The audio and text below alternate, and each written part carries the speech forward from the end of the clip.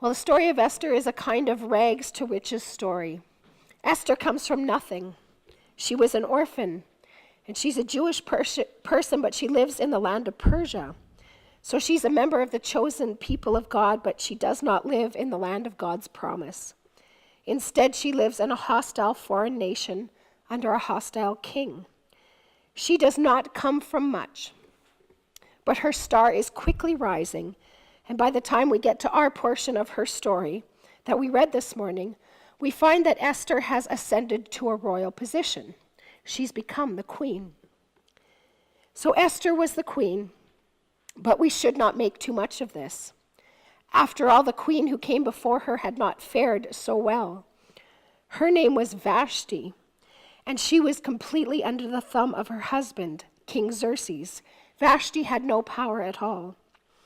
And when King Xerxes was in the middle of a lavish and long-lasting banquet, which starts off the story of Esther, he calls his queen to come and dance for him and all his drunken officials, to put her full beauty on display. He asks that she come wearing her crown, with perhaps the suggestion that she only be wearing her crown. And Vashti decides that that's unacceptable. This is a bridge too far. She refuses to come. And just like that, she's banished from the king's presence, and the king divorces her and sets about to replace her, because women must know their place. And a woman's place in this kingdom is to obey the whims of her husband and her king, even if these whims are immoral and degrading. So now Esther is the new queen, but we shouldn't make too much of that, because the queen has little or no power to resist something that she believes to be wrong if it goes against the command of her husband. Esther has a royal position, but she has come to this position in marriage to a man such as Xerxes. The book which tells Esther's story actually has some very funny moments in it, and many of them come at the expense of King Xerxes. Essentially, he's a buffoon. He can't do anything at all without consulting a panel of royal officials, and he does whatever they tell him. He never makes up his mind on his own.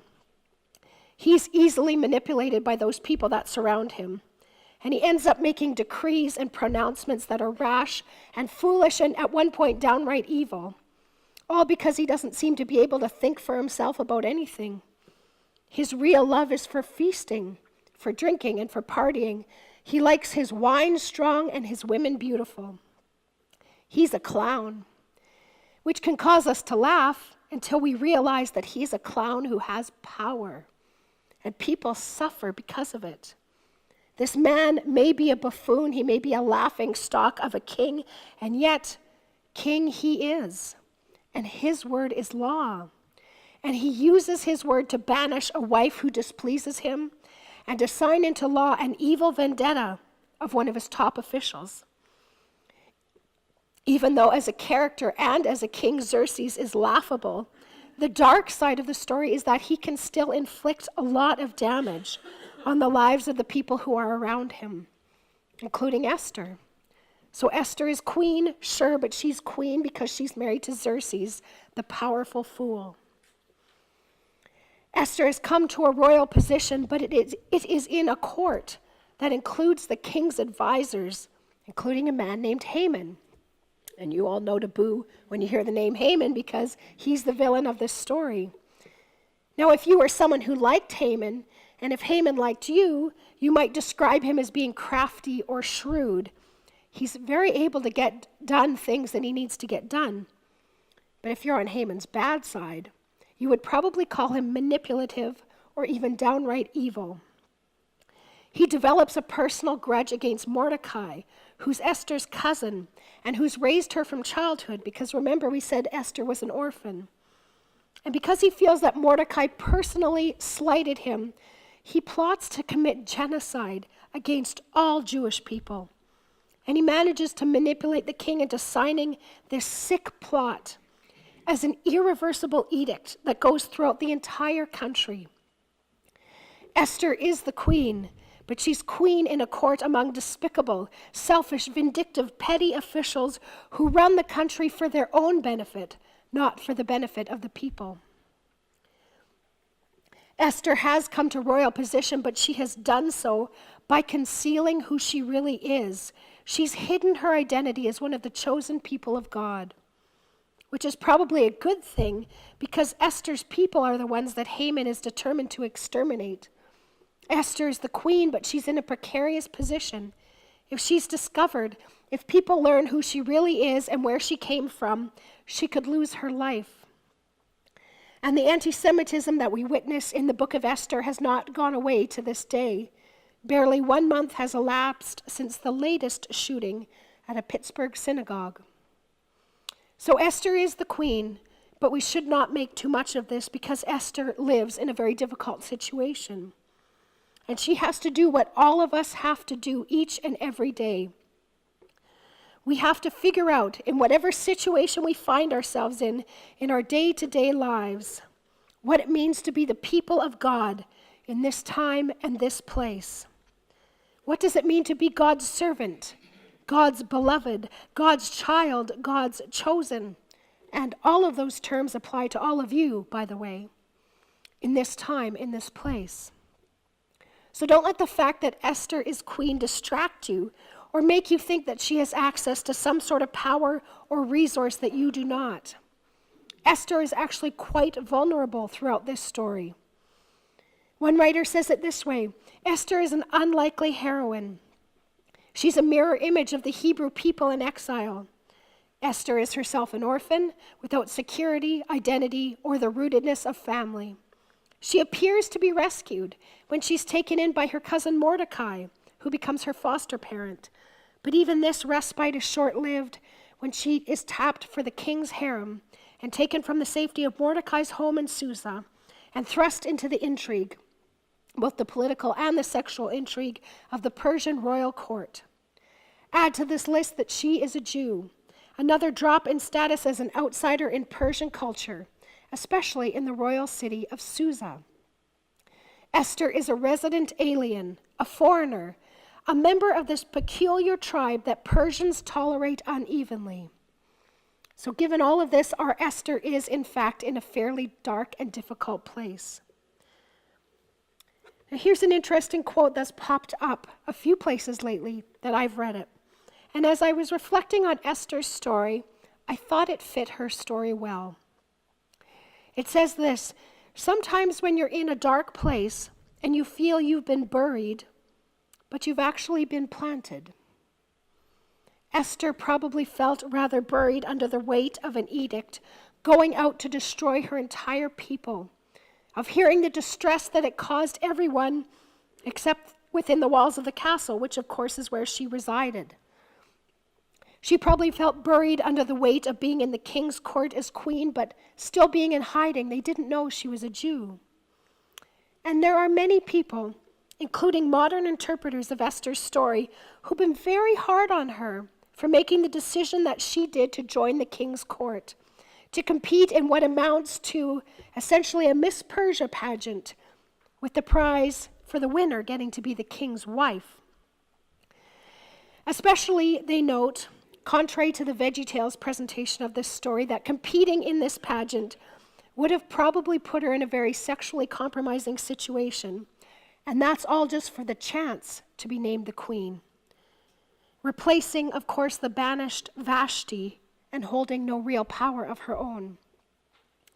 Esther and Mordecai, her cousin, cook up this plan, and Esther sees it through, not only going through with the shadier side of the deal, but hiding her Jewish identity while she's doing it. Now, the story of Esther is roughly contemporary with the books of Ezra and Nehemiah in our Old Testament, where people who had been in exile in other countries returned to Jerusalem. They risk their lives to rebuild the destroyed house of the Lord, and they cut off members of their families who are not strictly Jewish in order to preserve the purity of their Jewish identity. So while people in Esther and Nehemiah at the same time are risking their lives to protect their identity as God's people, Esther is plotting to join the court of the Persian king, using her body and her beauty, all the while hiding who she really is. Is Esther really Jewish, or is she a traitor to the Jewish cause, behaving in such a morally ambiguous way? Now, it doesn't factor into this rollicking tale, but I am sure that Esther felt the weight of the judgment of other people who thought she was betraying her heritage and her God by competing to become the queen in the first place. And now here she is, ostensibly safe, while her people, including her cousin who raised her, are in danger of being wiped out by genocide. Esther is buried within the darkness that surrounds her in these castle walls, surrounded by fools and villains, holding no power of her own, and in a very compromising situation. And yet, as her cousin Mordecai approaches her for help, he reminds her of this very notion. You feel as though you've been buried, but maybe you've been planted. Or as Mordecai puts it, don't think that just because you live in the king's house, you're the one Jew who will get out of this alive. If you persist in staying silent at a time like this, help will arrive for the Jews from some other place, but you and your family will be wiped out. And who knows, maybe you were made queen for such a time as this. Who knows, maybe you have come to a royal position for such a time as this. Maybe you feel as though you've been buried, but you've been planted. And Esther was planted in the royal court for such a time as this. Now, of course, Esther starts out by protesting to Mordecai that she can't possibly go into the presence of the king unless she's called. Otherwise, she risks death. But then she agrees to go anyway. And it works. The king agrees to hear Esther out. And Esther enjoys a series of meals that she shares with the king. And it turns out Haman, the one who is set about to destroy the Jewish people, dines with them as well. And she reveals to the king not only her identity, but also the plot against her people, and she unmasks Haman for the villain that he is. And the king listens sympathetically to Esther, and he agrees to one of the many reversals in this little book. The gallows that was built for Mordecai ends up stretching Haman's neck. The slaughter planned for the Jewish people ends with the Jewish people rising in victory over those who sought to destroy them. As one commentator wrote, there's a joke that says that all Jewish holidays can be summed up in this way. They tried to kill us, we survived, let's eat. Esther saves the day. She becomes a hero. She manages to keep her people from being slaughtered, and she herself does not perish in the process. But she's the queen, right? That's all in a day's work for her? I would argue that not really. Esther is in a dark and difficult situation, a situation fraught with danger, and she herself was never sure that she wouldn't be killed by daring to enter the king's presence, let alone revealing her identity as a Jew and linking herself to this tribe that is being persecuted in Persia. There's no guarantee of success, and she herself knows this. We read in verse 16 when she responds to Mordecai's pep talk, if you can call it a pep talk, by saying, I will go to the king, even though it is against the law, and if I perish, I perish. Esther showed a great deal of bravery and courage in this story. Esther decided that it was better for her, as a child of God, to use her position, precarious and with as little influence as it carried, not to benefit herself, but to care for other people, to come to the aid of her fellow Jews, rather than hunkering down behind the castle walls in safety and keeping her own life. Esther demonstrated the truth of another great quote that floats around out there, which says, if you are more fortunate than others, it is better to build a longer table than a higher fence. Esther uses whatever position, whatever influence, even though it was very small that she had, and none of it was guaranteed, but she uses that in order to help and protect others instead of saving her own neck. Esther, in other words, demonstrates one of the ways that the people of God are supposed to behave in this world. People who are called the children of God are told that they need to love God and to love others. And Esther uses her royal position, the place where she had been planted, to love and protect God's people. Esther saved the day. Now we might come to this point in the story, and a question might raise its head. What does Esther have to do with Advent?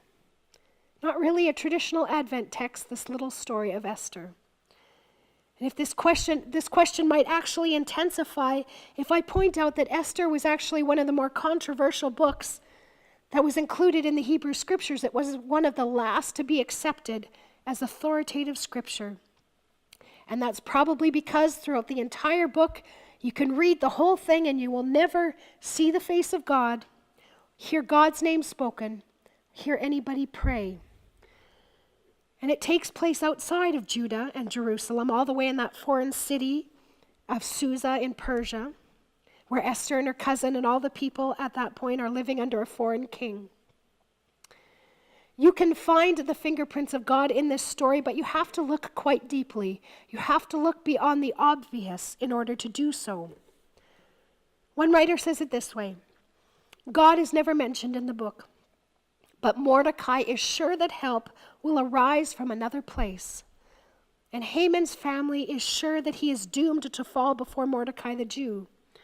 And there are many, many coincidences that conspire to defeat Haman and to save the Jews. Esther, out of all the women, just happens to be made queen. The king just happens to have insomnia on the night of Queen Esther's first banquet. The court records read to him just happen to be the ones that tell about a time when Mordecai saved his life. Haman just happens to come to the court when the king is contemplating how to reward Mordecai. And the list goes on. John Levinson, using an old saying, puts it this way: a coincidence is a miracle in which God prefers to remain anonymous. God is never mentioned in the book of Esther. God does not speak or act in the story. There are no burning bushes, no miracles by the sea. And yet by the end of the book, God's people are saved and their enemies are defeated. There are coincidences in the book of Esther, even a lot of coincidences, and they hint at the action of God.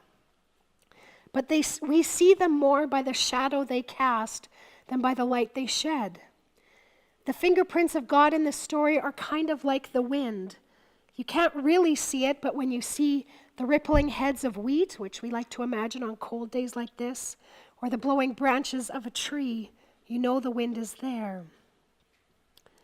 What we have in this book of the Bible is not a burning bush. We don't have direct intervention like the people of Israel being led away from Egypt through the heart of the sea. There are no obvious miracles like the calming of a storm or the healing of someone sick or close to death in the book of Esther.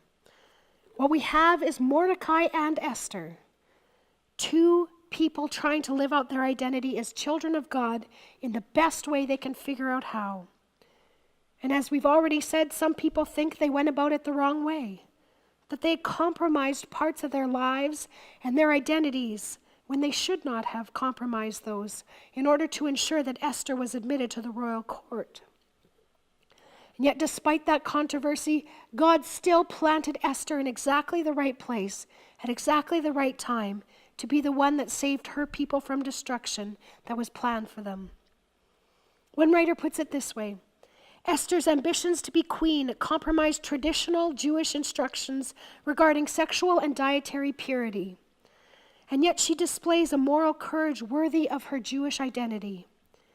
The reader is invited to consider the actions of both Mordecai and Esther as morally questionable, but also heroic, less than ideal, but worthy of an annual remembrance. As we taught the kids that they remember Esther's story every year in the festival of Purim. The book of Esther understands well the challenges of living in a world where one might have to juggle and negotiate different and even conflicting identities and loyalties. Esther's hidden religious identity makes claims on her public as well as her private life.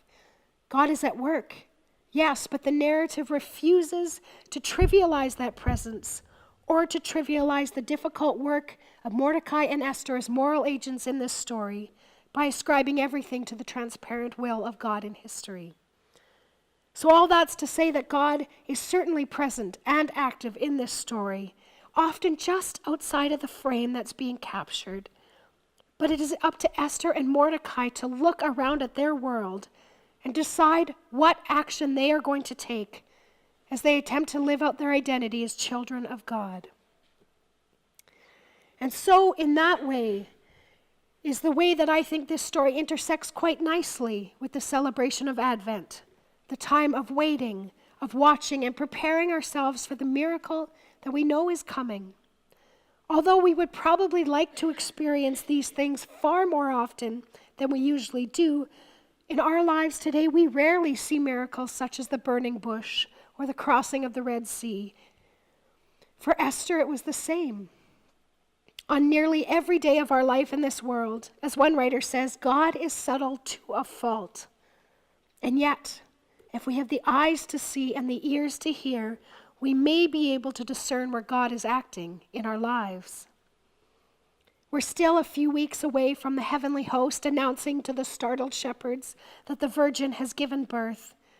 We're a little ways out from the kings being guided to just the right place by a star that they just happen to know how to follow.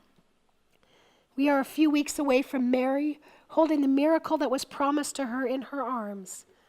But in Advent, we watch and we wait and we look to see where God might be at work in this ordinary world, in our everyday lives, and on those other days when we don't get those miracles. But we're invited to see that God is present all the same, helping us to live out our lives as God's children in this world. Christian writer Frederick Buechner writes the following: "The question is not whether things that happen to you are chance things or God's things, because of course they're both at once. There is no chance thing through which God cannot speak. God speaks, I believe, and the words that he speaks are incarnate in the flesh and blood of ourselves and our own footsore and sacred journeys. Be not afraid, for lo, I am with you always, even unto the end of the world." God says he is with us on our journeys. He says he has been with us since each of our journeys began. Listen for him. Listen to the sweet and bitter airs of your present and your past for the sound of him. Watching and waiting. That's the purpose of Advent, and that is kind of what we see in the book of Esther. One writer says this: Advent waiting means taking action on behalf of God's justice and mercy. Advent waiting means refusing to hide behind our own positions and our privileges, risking action on behalf of those without access to power. Advent waiting means realizing that our own well-being is tied up with those whose lives are threatened daily by the forces of bigotry and hatred. While relief may come from another quarter, perhaps God has been preparing us for such a time as this. Listen to the sounds of your life. Watch the paths you have traveled, past and present. Look around you to the need of the world, to the places where you might just be able to use what little influence you have to invite another person to the table. There is no thing in your life through which God cannot speak.